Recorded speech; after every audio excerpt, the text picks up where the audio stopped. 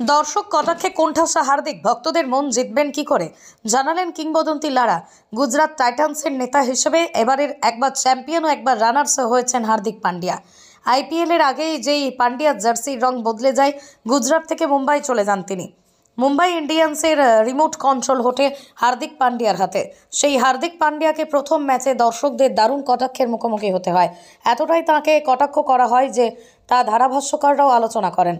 মুম্বাই ইন্ডিয়ান্সকে প্রথম ম্যাচে হারতে হয় গুজরাটের কাছে। ক্যাপ্টেন হিসেবে এবারের আইপিএলের শুরুটা মোটেও ভালো হলো না হার্দিক পান্ডিয়ার। ম্যাচের শেষেও তাঁর দিকেই উড়ে আসে কটাক্ষ টিপ্পনী। দেশের তারকা ক্রিকেটারকে এভাবে কেউ অসম্মান করেছেন, কটাক্ষ করছেন, এমন দৃশ্য কিন্তু স্মরণকালের মধ্যেও ঘটেনি। হার্ভে বিশপের প্রশ্নের উত্তর দিয়েছেন কিংবদন্তি West Indian batter Brian Lara. তিনি সাফ জানিয়ে দেন, ভারতের হয়ে খেলতে পাবে। পান্ডিয়াকে নিয়ে অভিযোগের অন্ত নেই। চোটের অজুহাতে দেশের হয়ে তিনি খেলেন না, কিন্তু আইপিএল খেলেন। তার উপরে গুজরাট ছেড়ে মুম্বাইয়ে এসে তিনি ক্রিকেট পাগলদের বিরাগ ভাজন হয়েছেন। দর্শক কটাক্ষে কোণঠাসা হার্দিক, ভক্তদের মন জিতবেন কি করে জানালেন কিংবদন্তি লারা।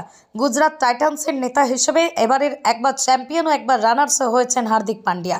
আইপিএলের আগেই যেই পান্ডিয়ার জার্সির রং বদলে যায়, গুজরাট থেকে মুম্বাই চলে যান তিনি।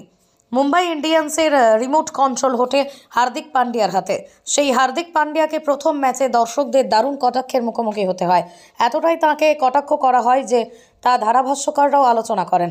মুম্বাই ইন্ডিয়ান্সকে প্রথম ম্যাচে হারতে হয় গুজরাটের কাছে। ক্যাপ্টেন হিসেবে এবারের আইপিএলের শুরুটা মোটেও ভালো হলো না হার্দিক পান্ডিয়ার। ম্যাচের শেষেও তাঁর দিকেই উড়ে আসে কটাক্ষ টিপ্পনী। দেশের তারকা ক্রিকেটারকে এভাবে কেউ অসম্মান করেছেন, কটাক্ষ করছেন, এমন দৃশ্য কিন্তু স্মরণকালের মধ্যেও ঘটেনি।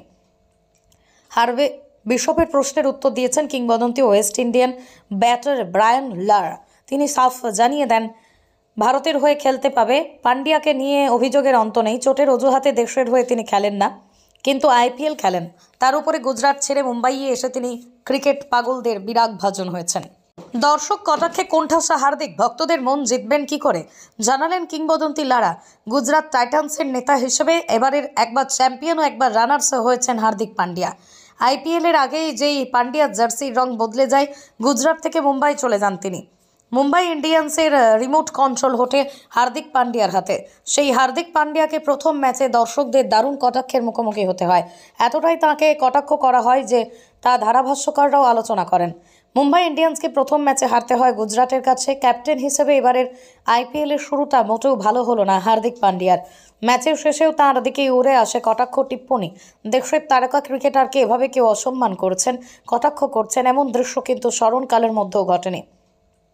হার্ভে বিশপের প্রশ্নের উত্তর দিয়েছেন কিংবদন্তি West Indian batter Brian Lara.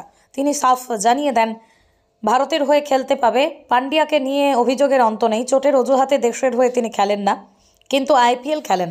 তার উপরে গুজরাট ছেড়ে মুম্বাইয়ে এসে তিনি ক্রিকেট পাগলদের বিরাগ ভাজন হয়েছেন।